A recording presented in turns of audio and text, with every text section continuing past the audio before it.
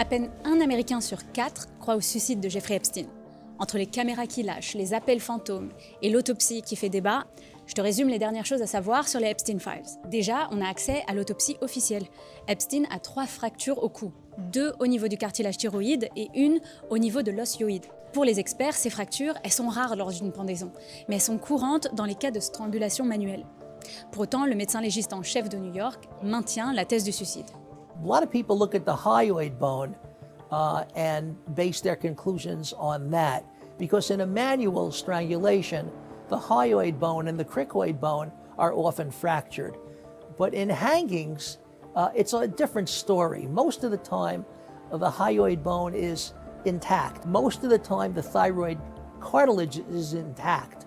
The cricoid cartilage, on the other hand, is very seldom fractured. Does it necessarily point to a suicide? No. Does it point to a homicide? No. But it gives the medical examiner a little more information about exactly what the manner of death is. Et puis il y a cette vidéo que les inspecteurs ont du mal à expliquer. Dans les rapports d'enquête, ils décrivent une lueur orange qui monte vers sa cellule en pleine nuit.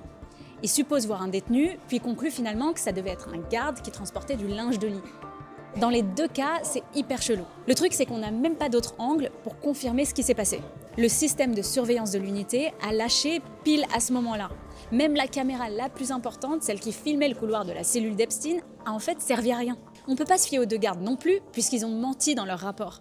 Des rondes devaient avoir lieu toutes les 30 minutes, mais ils ont avoué avoir dormi et fait du shopping en ligne au lieu de faire leur ronde. Et selon une enquête de la chaîne américaine CBS, après sa mort, la scène de crime a été bâclée. Les preuves n'ont pas été protégées et des témoins potentiels n'ont pas été interrogés.